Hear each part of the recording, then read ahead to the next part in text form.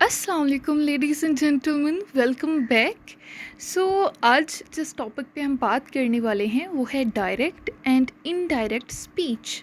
ठीक है, तो हम पहले ये देखते हैं कि डायरेक्ट स्पीच क्या है, इनडायरेक्ट स्पीच क्या है, और उसके बाद हम रूल्स देखेंगे जिनके थ्रू इन्हें चेंज किया जाता है डायरेक्ट को इनडायरेक्ट में, एंड वाइस वर्सा।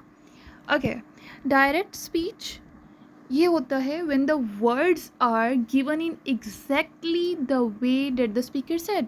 मतलब जिस तरह से स्पीकर ने बोला है एग्जैक्ट उसी वे में वर्ड्स को बोलना, वो डायरेक्ट स्पीच कहलाता है। ठीक है, you must also use inverted commas और कोटेशन मार्क। मतलब आपने बोलते हुए वहाँ पे, बोलते हुए तो नहीं, लिखते हुए वहाँ पे कोटेशन मार्क या इन्वर्टेड कॉमर्स लगाने हैं। कैसे लगाने ये देखें। She said I have been to England 3 times। यहाँ पे देखिए ये इन्वर्टेड कॉमर्स लगे हुए हैं। ठीक है, शी सेड मतलब उसने कहा, I have been to England 3 times कि मैं इंग्लैंड 3 दफ़ा जा चुकी हूँ। और यहाँ पे जो है देखें कि इन्वर्टेड कॉमर्स के अंदर हमने एग्जैक्ट वही बात लिखी है जो स्पीकर ने कही। ठीक है, इसके बरक्स अगर हम इनडायरेक्ट स्पीच की बात करें तो reporting of what someone else said, जो भी किसी ने कहा है उसकी रिपोर्ट करना इन योर ओन वर्ड्स। आप अपने लफ्ज़ों में उसको रिपोर्ट करो, but without changing the meaning of what was said. लेकिन इस चीज़ का ख्याल रखना है कि जो कहा जा रहा है उसका मीनिंग चेंज ना हो, उसके मतलब में कोई फ़र्क ना आए। ठीक है, जैसे सेम उसी सेंटेंस को अगर हम इनडायरेक्ट में लिखें तो she said that she had been to England 3 times। ठीक है, बात वही हो रही है, समझ वही आ रही है, सिर्फ हमने अपने लफ्ज़ों में बता दिया है।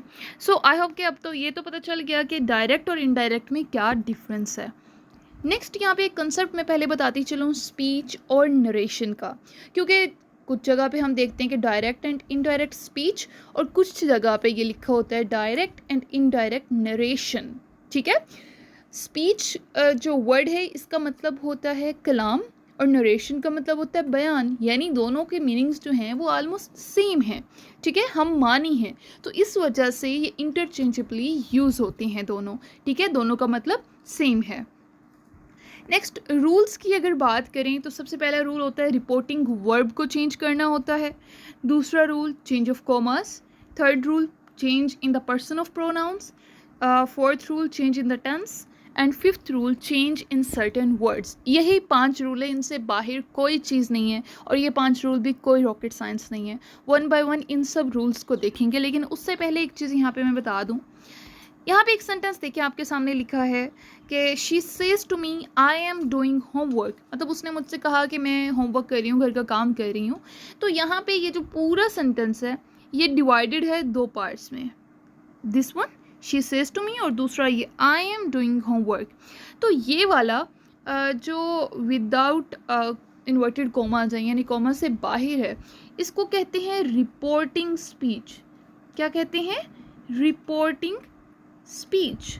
और दूसरी तरफ अगर हम इस वाले की बात करें जहाँ पे आई एम डूइंग होमवर्क और ये लिखा हुआ है कॉमर्स के अंदर, तो इसको कहा जाता है रिपोर्टेड। ठीक है, इसे कहते हैं रिपोर्टेड स्पीच। समझ आ गई?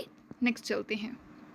अब सबसे पहला जो हमारा काम है, जो सबसे पहला रूल है, it's change of reporting verb. So no change in the subject and object of reporting speech. यानी जो रिपोर्टिंग स्पीच है कौन सी, जो कॉमर्स से बाहर है, उसके सब्जेक्ट या ऑब्जेक्ट में कोई चेंज नहीं करना, लेकिन उसका जो वर्ब है, रिपोर्टिंग वर्ब, रिपोर्टिंग स्पीच का जो वर्ब है उसको चेंज करना है according to reported speech. Reported speech यानी जो कॉमर्स के अंदर जो लिखा हुआ है उसके मुताबिक ये चेंज करना है। ठीक है, यहाँ पे एग्जांपल्स देखते हैं कि यहाँ पे ये देखें, I say to him I am faithful. ठीक है, तो यहाँ पे ये चीज़ चेक करें कि ये जो से टू है ये यहाँ पे इसका वर्ब था और इसको चेंज किया है टेल। ठीक है, him that I am faithful इसके मुताबिक। ठीक है, यहाँ पे आई था तो हमने टेल लगाया है। अगर यहाँ पे कुछ और होता, जैसे ही है तो टेल्स लगाते। जैसे नीचे वाले सेंटेंस में देखें कि he says to me I am tired, मतलब उसने मुझसे कहा कि वो थका हुआ है, तो ही सेज टू मी को हमने चेंज कर दिया टेल्स में me that he is tired. ठीक है, तो ये चेंज ऑफ रिपोर्टिंग स्पीच हो गया। दूसरा चेंज है कॉमर्स का। आपने कोमा या इन्वर्टेड कोमा जो है वो रिमूव कर देना है रिपोर्टेड स्पीच में और रिपोर्टिंग स्पीच के जो दरमियान यूज़ हुआ है, ठीक है। इन्वर्टेड कोमा यूज़ किया गया ना रिपोर्टेड स्पीच जो है उसके बाहर दोनों तरफ ना। तो पहली बात तो आपने वो ख़त्म करनी है उसको इनडायरेक्ट में चेंज करने के लिए। दूसरी चीज़, anyone from that if where और टू इज़ यूज्ड, ठीक है। एनीवन फ्रॉम मतलब इनमें से कोई एक, डैट, इफ़, वेयर और टू, इनमें से कोई एक यूज़ होगा डायरेक्ट और इनडायरेक्ट।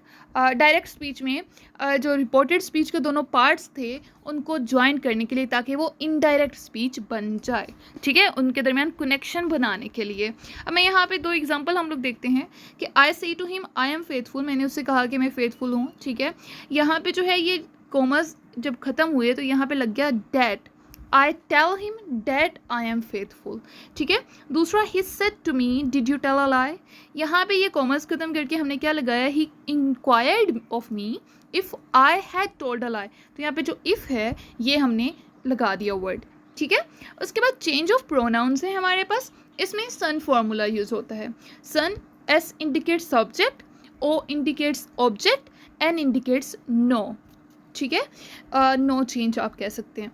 तो यहाँ पे अगर फर्स्ट पर्सन है जो उसे हम चेंज करेंगे according to reporting subject. Reporting subject, reporting याद रखिएगा कि जो बाहर वाला पार्ट होते हैं उसके सब्जेक्ट के मुताबिक जो है वो फर्स्ट पर्सन चेंज होते हैं, और जो सेकंड पर्सन का प्रोनाउन है वो चेंज होता है रिपोर्टिंग ऑब्जेक्ट के हिसाब से, और इसी तरह जो अगर थर्ड पर्सन है तो वो चेंज नहीं होगा, ठीक है। यहाँ पे देखें, I say to him that I am faithful, I tell him that I am faithful, यहाँ पे ये जो सब्जेक्ट था इसके हिसाब से ये चेंज हुआ है, ठीक है। दूसरी तरफ देखें, he said to me did you tell a lie, उसको हमने चेंज किया था he inquired of me if I had told a lie. यहाँ पे ये जो मी था यानी जो ऑब्जेक्ट था इसका, उसके हिसाब से आई हमने लगाया है, तो उसके हिसाब से चेंज हुआ है, ठीक है, समझ आ गई। नेक्स्ट देखते हैं, चेंज इन टेंसेस है फोर्थ हमारा पॉइंट, ठीक है। तो इसमें अगर रिपोर्टिंग वर्ब हमारा प्रेजेंट या फ्यूचर में हो, किसमें, प्रेजेंट या फ्यूचर में, तो कोई चेंज नहीं आएगा टेंस में, ठीक है। रिपोर्टेड स्पीच के टेंस में कोई चेंज नहीं आएगा। और अगर रिपोर्टिंग वर्ब हमारे पास पास्ट टेंस में हो तो हमने जो रिपोर्टेड स्पीच है यानी जो इन्वर्टेड कॉमर्स के अंदर वाला जो पूरा है उसको हमने पास्ट टेंस में कर देना है, और अगर वो पहले ही पास्ट में हो तो हमने उसे पास्ट परफेक्ट टेंस में कर देना है, ठीक है। उसके बाद एक लास्ट रूल इसमें यह है कि अगर रिपोर्टेड स्पीच मतलब जो कॉमा के अंदर वाला पार्ट है वो यूनिवर्सल ट्रूथ या कोई हैबिचुअल फैक्ट हो तो चाहे बाहर पास्ट टेंस ही हो फिर भी कोई चेंज नहीं आएगा, ठीक है। एग्जांपल्स देती हूँ मैं आपको। He says he is a good boy, तो he says that he is a good boy, यानी यहाँ पे अगर प्रेजेंट था तो हमने इसमें कोई चेंज किया ही नहीं है, ठीक है। सेज प्रेजेंट को रिप्रेजेंट कर रहे हैं ना, तो हमने कोई चेंज ही नहीं किया। दूसरी तरफ, he said Salim does that work, मतलब उसने कहा कि सलीम ने वो काम किया। यहाँ पे क्योंकि पास्ट आ गया है तो हमने यहाँ पे थोड़ा चेंज किया कि he said that Salim did that work, does को डिड में चेंज कर दिया, ठीक है। एक और, he said the earth is round, उसने कहा कि अर्थ जो है ज़मीन जो है वो गोल है, राउंड है, और यहाँ पे देखिए पास्ट आया है तो असूलन तो हमें चेंज करना चाहिए, लेकिन चौंका, द अर्थ इज़ राउंड ये एक यूनिवर्सल फैक्ट है तो कोई चेंज नहीं आएगा, he said that the earth is round, ठीक है। उसके बाद हमारे पास लास्ट जो चेंज है वो चेंज ऑफ वर्ड्स होता है। यहाँ पे मैं आपको वर्ड्स बता देती हूँ कौन कौन से वर्ड्स किस किस में चेंज होते हैं। अगो चेंज हो जाता है बिफोर में, कम चेंज हो जाता है गो में, हैंस चेंज हो जाता है थेंस में, हेयर चेंज हो जाता है देयर में, जस्ट चेंज हो जाता है देन में, लास्ट नाइट चेंज हो जाता है the night before, next day change हो जाता है the following day, next month change हो जाता है the following month, next week change हो जाता है द फॉलोइंग वीक, ठीक है। इसी तरह से नेक्स्ट ईयर चेंज हो जाता है the following year, now change हो जाता है देन में, दिस चेंज हो जाता है दोज में, दिस चेंज हो जाता है डैट में, थस चेंज हो जाता है सो में, टू नाइट चेंज हो जाता है डैट नाइट में, टुडे चेंज हो जाता है डैट डे में, टुमारो चेंज हो जाता है द नेक्स्ट डे में, येस्टरडे चेंज हो जाता है द प्रीवियस डे में। यहाँ पे 3 और पॉइंट्स हैं कि good morning, good noon, good evening या गुड डे, इन चारों में से कोई एक आएगा तो इसको चेंज कर देना है ग्रीटेड में, ठीक है। और अगर well, all right, no, yes, hello हैं तो इनको सिंपली आपने रिमूव कर देना है। और अगर गुड बाय है, फेयरवेल है या गुड नाइट है तो इनमें कोई भी चेंजेस नहीं करने हैं, इन्हें एज इट इज़ लिख देना है। सो आई होप कि आपको ये चीज़ें समझ आ गई होंगी। वीडियो यहीं तक थी। अगर आपको पसंद आई है तो लाइक कर दें और चैनल को सब्सक्राइब करना मत भूलिएगा। Thank you.